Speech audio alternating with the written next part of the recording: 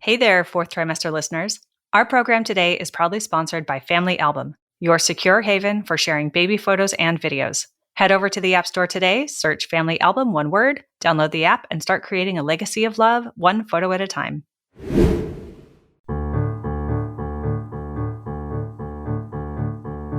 Hi, I'm Sarah Trott, and welcome to the Fourth Trimester Podcast. I'm a new mama, and this podcast is all about postpartum care for the first few months following birth, the time period also known as the fourth trimester. My postpartum doula, Esther Gallagher, is my co-host. She's a mother, grandmother, perinatal educator, birth and postpartum care provider. Fourth trimester care, our topic, is about the practical, emotional, and social support parents and baby require. And importantly, it helps set the tone for the continuing journey of parenting.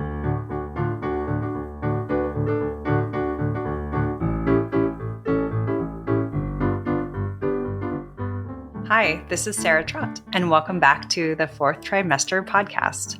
I'm here with a special guest today who I'll introduce in a moment. Today's topic is all about listening partnerships. So what they are, the benefits of them, how they work, and some practical tools you can use right away to put this practice into place for yourself. And the guest that I have is someone who's really special to me. She's a dear friend, and she is absolutely the perfect person to join me for this topic because she is actually in real life my listening partner. And we've done a lot of talking over the years, in fact, several years when we started this off. So we'll be going deep on that, and I'm going to introduce more about her in a moment. And I want to remind everyone that we have a website, which is fourthtrimesterpodcast.com. Please go and sign up for our newsletter if you have not done that yet, so you can get all kinds of information and resources from us directly into your inbox. And then also, wherever you listen to your podcast, Spotify, Apple Podcasts, please hit subscribe and follow, or any other apps that you use, so that you can be notified every time we release a new episode. So Kaitlin Solimine is a dear friend of mine who I've known for years, and she and I started our own listening partnership 3 or so years ago. And she is so interesting because when you meet someone in the context of a mom group, which is how Kaitlin and I met, you don't necessarily know a lot about them. It's like you know everything about them and nothing at the same time, because you're going through this incredibly powerful transition into parenthood and sharing experiences at the same time together as new parents of young children. And so cracked wide open emotionally, and a lot of sharing goes along with that in the mom group kind of setting. But then at the same time, as an equalizer, what people do for a living isn't something that's necessarily like shared or encouraged. It's really like we're there to connect about the topic of going through this transition together and supporting one another. And some of the other things kind of don't apply. In fact, we had a great episode on mom groups with Rebecca Walsh. So if you're interested in mom groups as a topic, go back and listen to that episode. It's fantastic.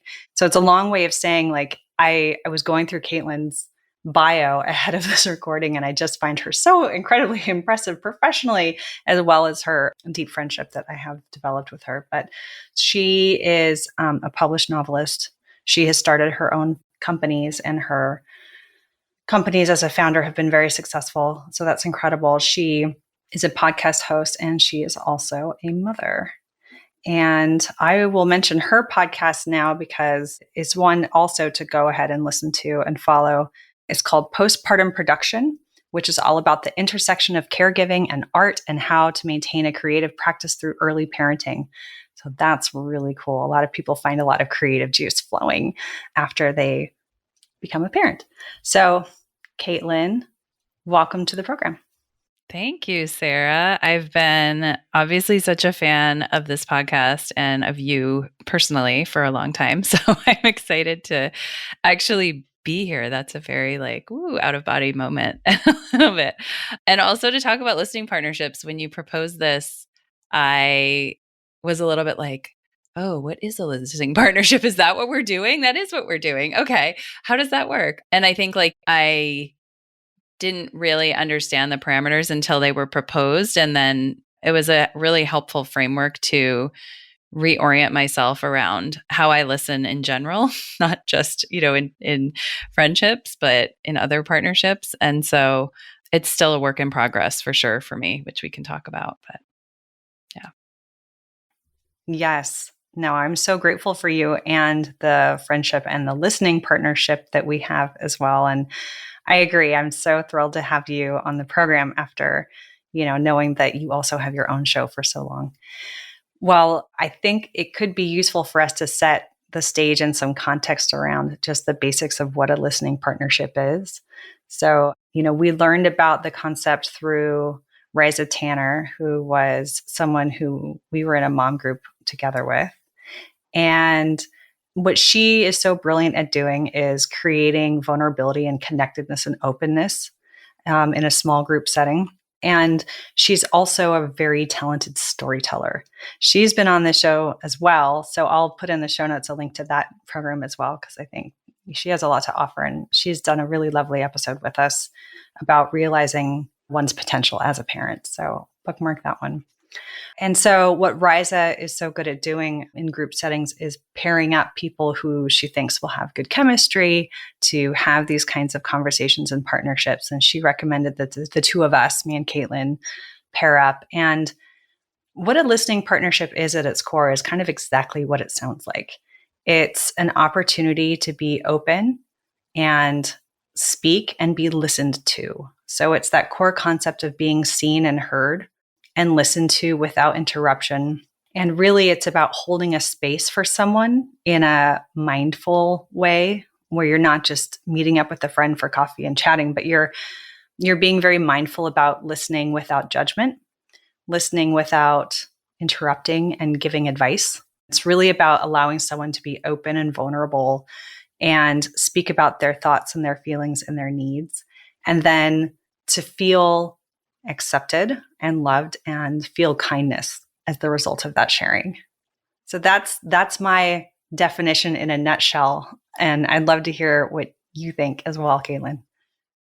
Yeah, I think that was probably hard for me. Like, I think that my impulse, and I don't know how much we should again on this podcast, but maybe it's unique to me. Maybe it's just human. Maybe it's, I don't know, cultural in some ways, but I feel like it's hard for me not to want to do that dive in and say, oh, have you thought about this? Or, oh, have you considered this resource? Or, oh, this is what worked for me, or something like that. And so, really just listening, I recognized in myself early on how hard that was. I know that sounds terrible. I feel like I am a good listener, but it's just like, it took me a little time to recognize those impulses in myself, and to also see how helpful it is to do that, and also to be provided that on the flip side too. I think even more so potentially for me as well, to have someone just listening. But yeah, I think I was thinking as you were talking too about Race's groups, and I actually had recommended her to my sister-in-law recently, because she has a young child and just moved to the city.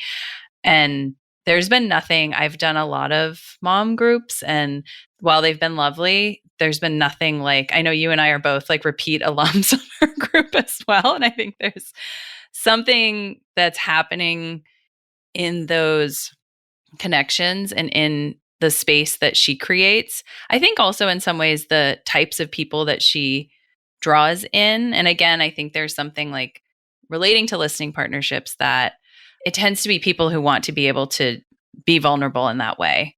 And so I think that's probably what makes it so fruitful, and was obviously compelling and exciting to me, and I assume to you too. But yeah, I think there was like a little bit of overlap there, and probably why for the two of us, then it created an environment that could facilitate that as well.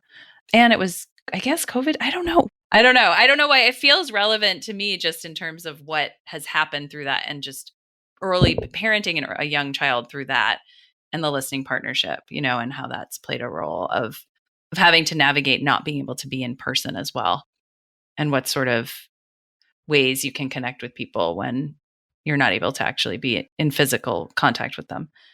Yeah. And I think it's like a few kind of points we can pick on there is like, on one hand, as new parents, it can be really hard to find time to get together. And, so there's like that organizational aspect, pandemic or not, there's just that challenge. And so being able to be virtual has been very nice. And Rise's groups are virtual, which is helpful. Like, I think we all had the option because we were in the same geographic area in real life anyway to get together in person if we wanted to, but it certainly wasn't necessary. And that was helpful. And then, yeah, just the convenience of it being, you can just be where you are and pick up and dial on online. That was useful. And then, for sure, it was like we went through a lot of tough stuff together at the same time, not only transitioning into parenting, but, being through a very unique experience with the pandemic where we didn't have a lot of information and it was hard to feel connected. That was also a huge benefit of having a listening partner. And like I said, I think there is definitely a difference between just meeting up with friends and then happening to talk about something versus the listening partnership. They're very different. Sometimes there can be expectations or feelings around not wanting to share anything that feels negative because it might be burdensome to someone, or you could feel shamed for being so vulnerable, or someone might dismiss your feeling or just kind of brush it off. Whereas when you're making the effort to have conversation in this way, you're really inviting an openness and vulnerability and meeting it in kind and not necessarily turning around and saying, oh, well, this is, that's tough, but that's his fault. Or this is, the kinds of things that people can say when they're trying to be well-meaning, but it ends up feeling dismissive or shaming, and I think that's something that's really hard, I think, for vulnerability in general. But I don't know, like I've certainly found that it can develop over time, and the degrees of openness and vulnerability can increase over time with trust and experience with someone. It's like openness and vulnerability begets openness and vulnerability, that people feel more comfortable. Like if one person kind of starts making a bit of a leap, then that can be additive and people can feel more comfortable based on how like you're expressing yourself. Right. Yeah. As you were talking, I was thinking too about, how we've come to know each other through this. And also, I guess I had two questions for you since we're talking about listening partnerships. And they're kind of for myself too at the same time. Is like, first is, do you feel like you need to approach someone, whether there's someone you know casually or someone you know deeply, and say like, do you want to have a listening partnership with me? Like, is it something that you have to have that framework set? That's the first question. And then the second is like kind of following on that. Do you need to be considered friends with them, or like how close do you need to know them ahead of that? Like, I don't know if they're, since this is the topic of this conversation, I was curious your experiences, and I'm happy to talk also about some experiences I've had in and around listening partnerships. And yeah, what do you think? Yeah. So the questions were, how do you go about inviting someone? And then secondly, do you have to be friends? Right? Okay. So I think consider who you are asking. I don't know, kind of speaking to the second question first, I don't know that you necessarily need to be close friends. I think that if you can connect with someone who might want the same thing, or you have something in common with, on the fourth trimester, we're speaking to new and expecting parents and their supporting communities here. So the context of this conversation is parenting. But I suspect these are going to be really valuable tools for anyone in any walk of life. We're all humans and we all have the human experience and our feelings and our needs and the universal need to be seen and heard and valued. So in this context of parenting, finding someone else who has maybe children around the same age could be useful. And then testing the waters with them. Have you heard of a listening partnership? No? Oh, hey, well, I just listened to this great podcast. Why don't I send it to you? If this sounds like something you're interested in doing, I'd love to try it out with you. Like that would be a great thing to do. So that would be my take on it. I'd love to hear yours.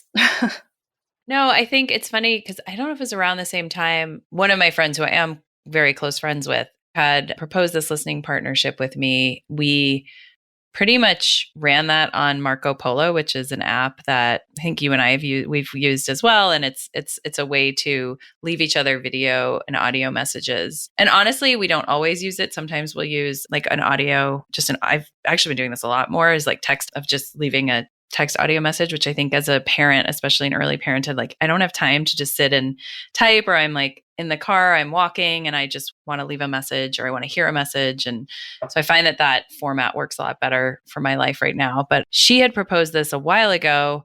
And honestly, I haven't even checked in. I'm like, maybe I need to check in with her. Like, are we still doing a listing? Is this what we call this? Are we following the rules? I don't know. We can, but I think that, I guess what I'm saying is that it, for me, I have a number of friendships that have found this format of leaving each other these long form, I guess you could say, monologues of talk. And then my responsibility on the other end is to sit and listen and then to respond. Some of that is in response to that, and some of it is my own space of where I'm at. And they don't always totally sink in or intersect, but I know that I'm there and I know that they're there for me. And I've actually found that I have a handful of these relationships right now in my life, and they're with a wholly diverse, I say wholly like WHOOLY, not HOL. They are, although they sometimes feel quite spiritual, but they're diverse sets of individuals from totally different walks of my life, whether that's, someone I met abroad at some point. One, interestingly, which I find really lovely, and I haven't even voiced this to her. Now I wish I could. We only intersected friends, in a mutual friend I met through another mutual friend, introduced us because we both happened to live in San Francisco at the same time. We only really probably met up a few times in person. And then she moved out of the country. And then the pandemic hit and blah, blah, blah, blah, blah. But we've maintained this almost like a listing partnership that we've maintained.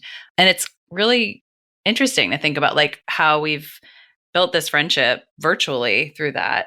One unifying factor for the most part, I say aside from one friend, is parenthood for sure, is that we are all currently mothers and are mothering pretty young children for the most part. So I think that there's something that's a necessity in that moment for us. I think it's both the listening part of it, and it's also, honestly, I think in many ways, what's the word I'm looking for? It's sort of like the utility of how our time is managed. And it's very hard, as you know, and I'm sure listeners of this podcast know, it's really, really hard to have synchronous conversations. I say that because one of my dearest other listening partner friends she's a scientist, and she's always like, are we going to have an asynchronous or a synchronous call?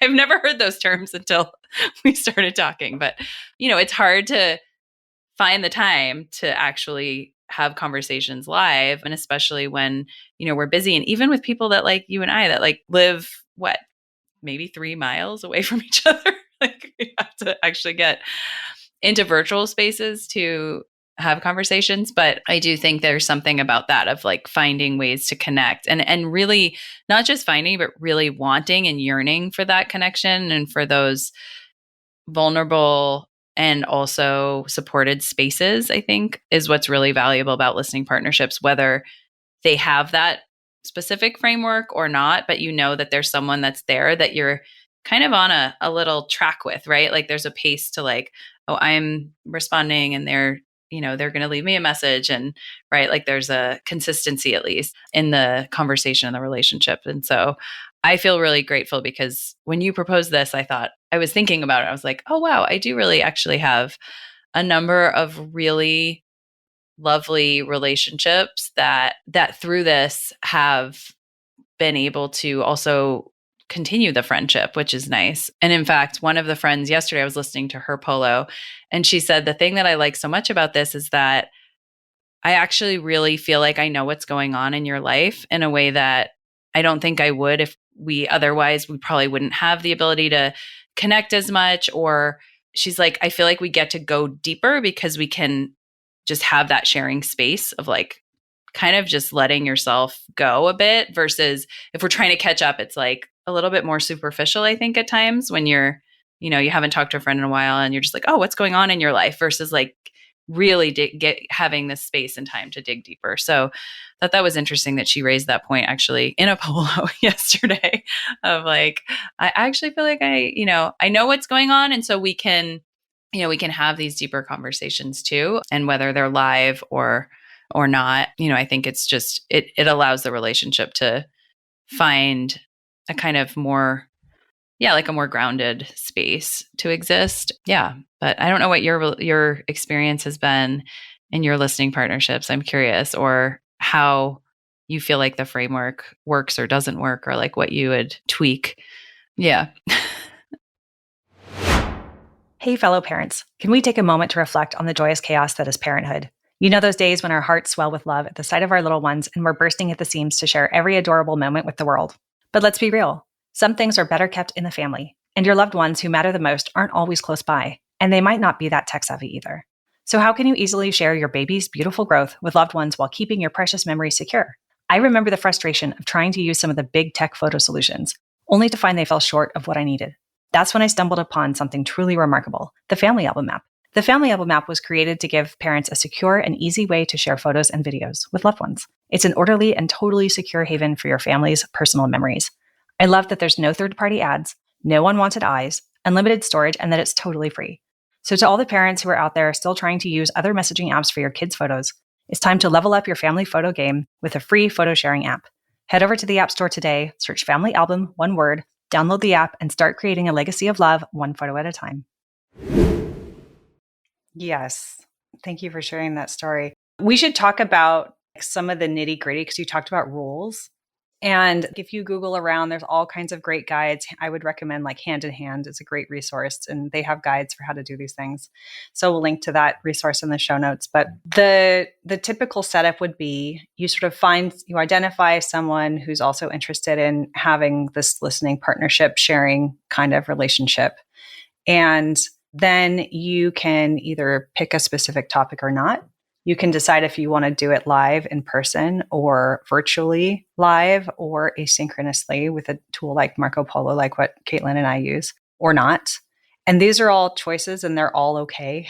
Like there's no, I think, set way. Like the rule is basically more about the respectful listening and the non-judgmental, non-advice aspect of listening, and essentially holding space for that other person to share. And then the benefits that come out of being purposeful about those aspects specifically. And if someone's getting this started, my 2 cents would be, if you're not sure where to start and you don't have subject matter that you want to start with, I think something that's really nice is you can start with your high or your low for the day or the week. You can just say, this was my high and my low. And my preschooler actually does this at school, and she calls it her rose and her thorn. And I have incorporated that into my language actually now. And so our family talks about roses and thorns, and that can be a way to be vulnerable and open up about something that was hard.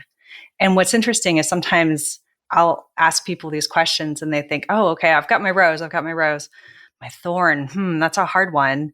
I don't know if I had one. Oh, wait, yes, I did. And then that kind of like opens up the conversation in a different way. And I think that's kind of an easy icebreaker type opener for having those conversations either in the session or just in the relationship. But yeah, so I think going back to some of what you just said, Kaitlin, I love the convenience of it being asynchronous. And I have a story to share about our listening partnership, which is that a couple of things. One is I have such fond memories of like getting your polos when we were both, we both had infants, and you were like on a walk and you had your mask on and you're like walking up a hill or something. And you're like doing various things. And then I would kind of get this message where you wanted to talk and share something that was going on with you. And then I would do the same thing. I would respond and you would see me like in my backyard in between work meetings or something like that, where I just needed some fresh air and a cleansing moment to go outside and express myself and talk about whatever's going on with my family and my life and share my feelings and needs in that moment. And what kind of happened out of that is that when the first time I came over to your house, because we'd been kind of previously having met either in various places around San Francisco in real life or virtually, I came to your house and I felt like I'd been there many, many times because I'd just seen you, in your environment so many times. And I think that's something that's really neat, is that when you're using a tool like Marco Polo or, something like that, then you get the chance to see the person's face and you see their expressions. And I think that's part of what creates the closeness and that sense of closeness. and simply hearing someone's voice, even as you said with voice memos. I think you kind of get the same thing out of that to a degree. Versus text, which, doesn't feel the same at all. Yeah, in a way you don't get with an email or yeah, agreed. So I think on that point, I agree 100%. I think that's a big part of it. Yeah, no, I agree. Although I have to say that with polo, I'm like, and I see my friends do this too. And I remember like it's like, you're always like, especially if you're going, it's like, you're like, oh, what is like, I don't want to see I know you see me now, but like, I don't want to see you right now. Like a lot of my friends will be like in the car and it's like, it's like they're driving and it's like, oh, where am I putting the phone? Oh, I'm putting it over here. And it's like, this angle, which is super fun. Speaking of like vulnerable, I'm like, I love that my friend, like all of us can like have these vulnerable video moments where we definitely don't look our best and yet we're willing to share emotionally and physically with each other at that moment, which is kind of a fun part of that. Yeah, like always. And I just feel like so much of that is nice to see, and also makes you just feel so much more connected to the person, right? Of like, wow, you're really letting me in your life right now, because this isn't the perfect Sarah that I'm seeing right now. Like this is Sarah in between moments, like finding the time and also just taking, I think, to your point earlier, I think you were mentioning this of just like, it sort of feels like a breath, right? Like when you were saying like, oh, I was between meetings and I went to decide, I just needed to stand outside, and it sort of gives you that pause in your day of wherever you are to just take that moment. I find that really nice. And so, especially if in the listening partnership, you each are doing that, then it can kind of, each time you dip into it, you're both like, if you're listening to someone who's saying, I want to take this time right now. And even if they are busy while they're doing it, they're driving, but they're trying to be more present in that moment and sit with themselves and sit with you. And so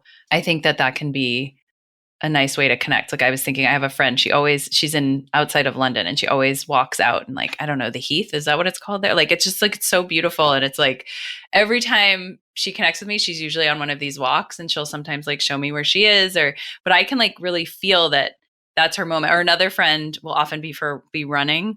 Although I had to ask her, I'm like, I don't know if I can listen to you running while you're running anymore, because it's very shaky. So speaking of rules, like I had to kind of like set a boundary and be like, it's hard for me to hear you when you're running.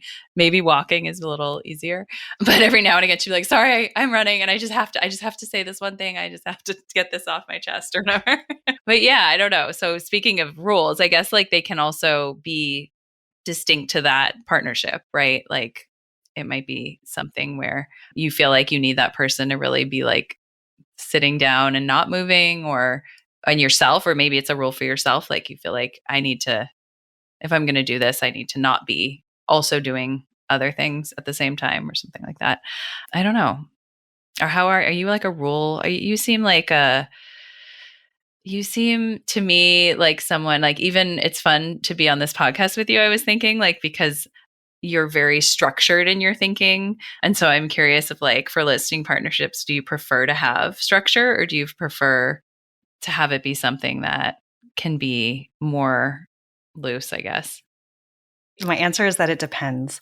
So if it's asynchronous, like what we do, which is kind of my preferred approach, then I feel very not bound because of my own needs.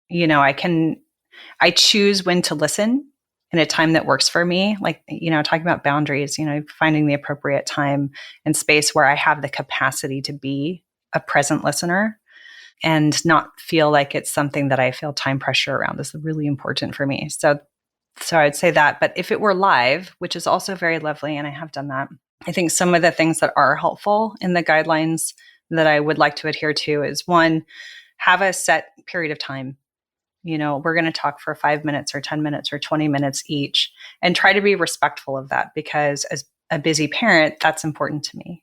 Like becoming a parent and also being a professional person, like there's nothing that's better for time management than, having a lot of time requirements outside of work, right? You like everything's done, everything's organized. Like parents know how to get stuff done, which is amazing. So if it's going to be live, then I think, having that set of time, and then for the last, like if you can use a timer like on your watch or your phone or something. And then when the timer goes off, give that person another minute or so to finish their final thought, whatever they're going to say, wrap it up. And then at that point, you can have like a little palate cleanser, something to bring them back out of that sharing mode and into a different plane, like name 6 different kinds of nuts, like just completely different, something different. And then from there, the only other thing I would say is from a guideline perspective or rule perspective, it can be nice if the thing that is on your mind is potentially triggering for that other person and you think that might be the case, to ask them first, this is the thing I want to talk about. Do you have the capacity for that in this moment? I think can be really nice because it's just a respectful step that I would want to put in place if it were live. I suppose that's true also if it's an asynchronous topic, but I think it's just a really nice, respectful thing you can do for the other person. Yeah, when you were saying that too, I was thinking that I was listening and I was thinking, like, is that allowed? No, and I was thinking about how, especially with parenting, there's so much where, there's a whole industry around solving problems problems. I'm sure you, and I know that having listened to a lot of your podcasts, like you're addressing this and I'm also addressing this in my podcast of there's so many structural issues that parents and families face, especially in the United States. And then there's a whole industry that's trying to make you pay money to solve those problems as opposed to create obviously much better conditions so that those problems don't exist.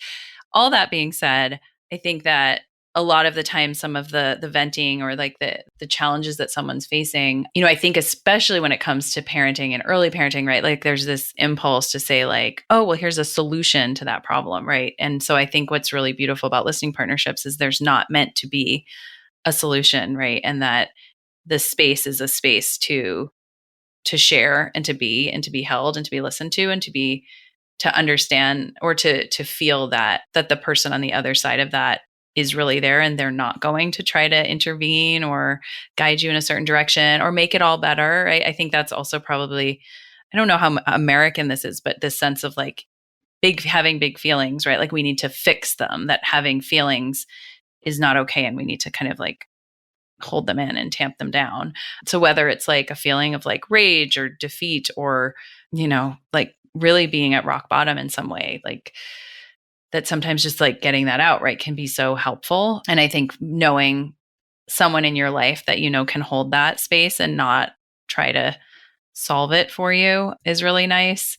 And I think I feel really grateful because like I was saying, I feel like I've found that in a lot of people. And at times, right, something I've also learned is like you said, when you say how to set the parameters kind of at the beginning of like, this is going to be a challenge for you, this topic is something that I haven't ever done. And I need to do, haven't done prior, I guess, to kind of learning about all of this and I'm trying to do more often is to say like, are you looking for advice right now or are you just sharing, right? Because whether even outside of listening partnerships, I think people obviously are always sharing things. And sometimes it feels like, again, or do they actually want you? Sometimes, right, someone does want you, or sometimes you want that. Like you're like, no, I can't figure this out. Like I really need, like I recently wrote to a few friends about night weaning my toddler because have had some health issues and it just feels like, okay, I'm ready. I don't know if she's quite ready, but like it always sort of at this time feels like the right time. And so I wrote to a few friends who I knew had nursed to a certain point and I was very explicitly asking, right, for their experiences and advice. But there might be a moment where I'm like, I don't want advice. I just need to share. I'm having a really hard time and I had a terrible night's sleep. And I don't want you to tell me how to fix it. I just want to share. And I think that for me personally, like I could be better at that, of framing where I'm at and like explaining like, actually, I don't want advice right now, or I really do want advice right now. And I think that maybe, I don't know if these listening partnerships has sort of given me more of a sense of how to do that. Like I do feel like, again, it's a work in progress, but I'm feeling like I'm better at it over time. And also now I can see that impulse in others in my life and say, and recognize that it comes from a place of love, but it doesn't always hit the right way, right? Like it's always coming from a place of love when someone is trying to help. Last thing on that note, I know I'm talking a lot, but one last thing was that I didn't know I had so much to say about this. My brother, I don't know if I can say this on the podcast, I think recently was telling me about a framework that he came across in the therapeutic world around, and I'm totally not going to get it right, but maybe we can find the resource and link to it somewhere. But it was about in relationships, like how you respond to things. And that advice was actually like the last thing you should do was like give advice. It was like working down these steps. And I can ask him too if he has it was like an acronym, and then like advice was like the last thing.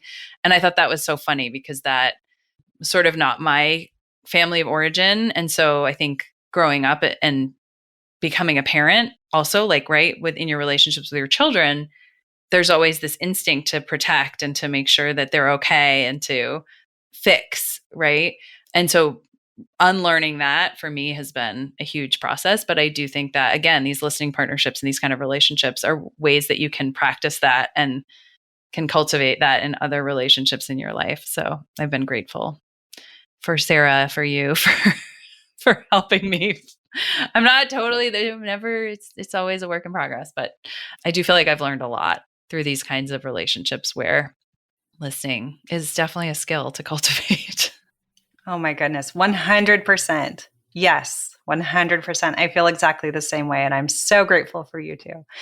And the benefits that you're mentioning are things like, learning in your own self-development, talking about breaking generational patterns. That's huge. Just being aware, being able to discuss those and also practice that change through the listening partnership is huge. And it's really a form of self-care. I would say, what are the benefits of listening partnerships? Certainly self-care. It's something that's for you. We've talked a lot about friendship and developing connection. Connection is so important throughout our whole lives, especially for adults in their sunset years. It's been a factor that's tied to all kinds of outstanding benefits for people as it relates to their health and their happiness. And then as it relates to parenting specifically, I don't know about you, but when I'm able to process something that's hard, or, when you have like a feeling you're like irritated or unhappy, or there's something going on that's hard, being able to stop and take care of myself and process those feelings and express them and get that off my chest, so to speak, it's huge, because then having done that, I'm a more patient and present parent. I'm much better able to care for myself and my family in that way. Even if it's just like a 5-minute SOS, like, help, I just need to talk for 5 minutes, this thing, blah, get it out.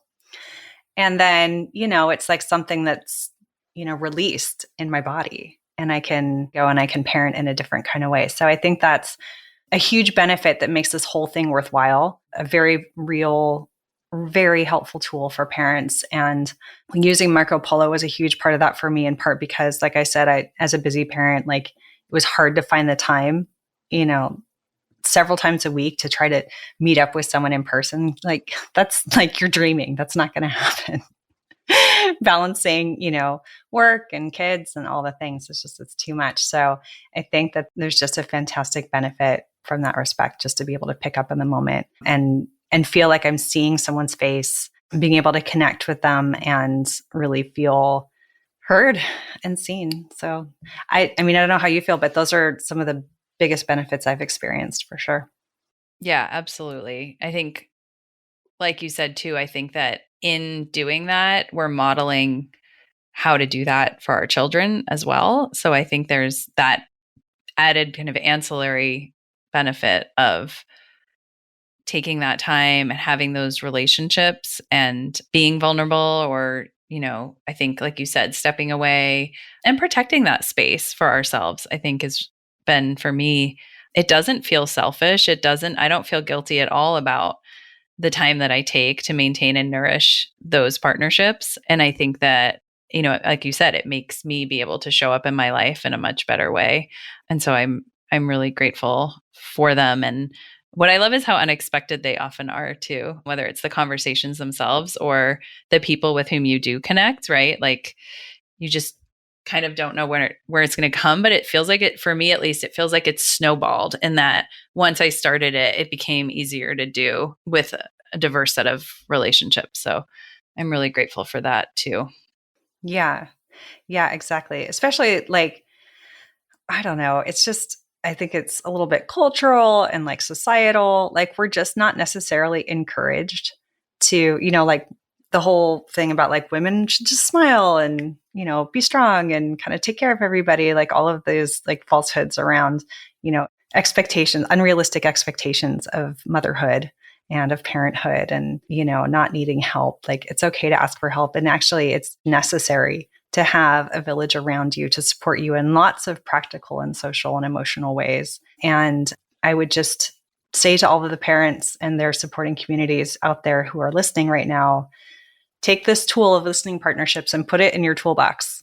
It's one part of a sort of a whole array of things that you can do around self-care and nurturing that like help support you in your parenting journey. So especially if you weren't raised in an environment that encouraged you to express all of your feelings in the full array. Sometimes, every family has its own culture even. So it can feel hard at first to open up if it's not something that was naturally modeled for you or demonstrated and, it felt safe. If it didn't feel safe for you to express sadness or anger or fear or any of these things, like it can be hard to like learn how to do that, but so absolutely rewarding in the long run.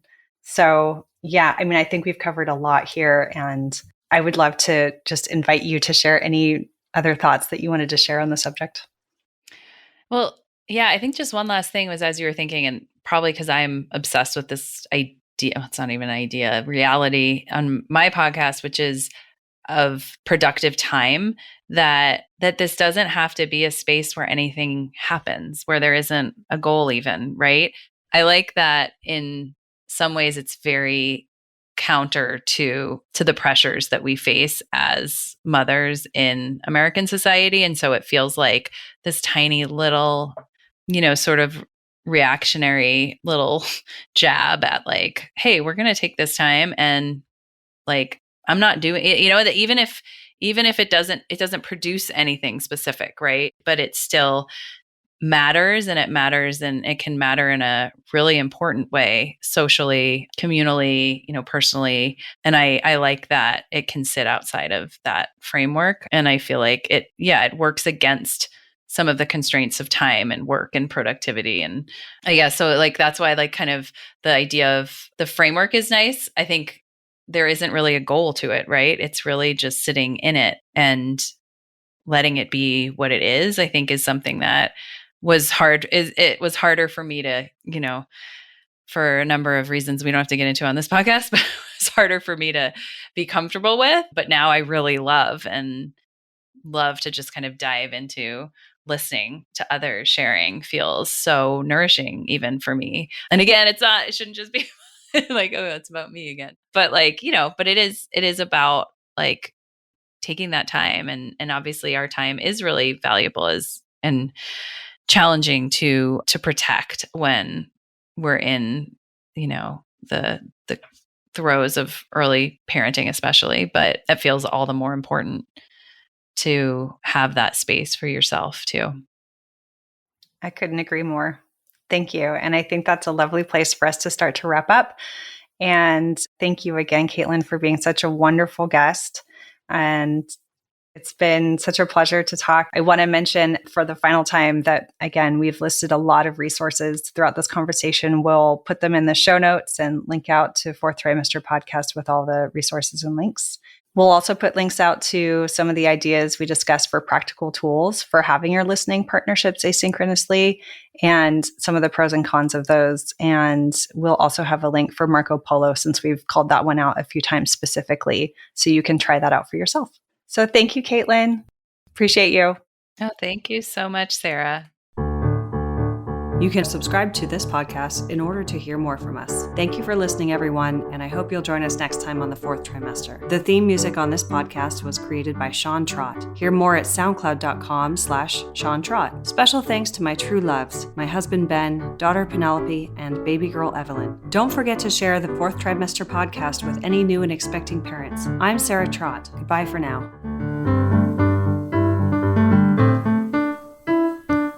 Hello again, bicycle man. I know you're doing all that you can. I wrote the song, simple and true. I wrote the song I'll sing a song for you.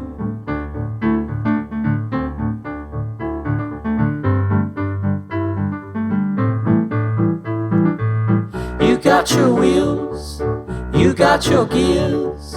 You ride around town without any fear. You got your pedals, you got your brakes.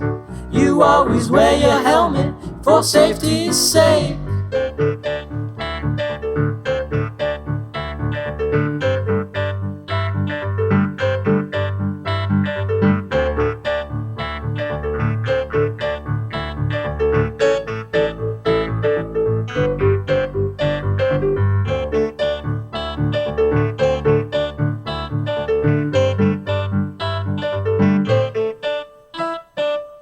Hello again, bicycle man. I know you're doing all that you can. I wrote the song, simple and true.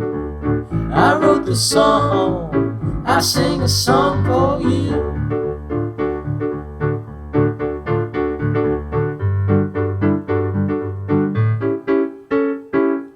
Hello again, bicycle man. I know you're doing the best that you can. I wrote the song, simple and true. I wrote the song, I sing a song for you.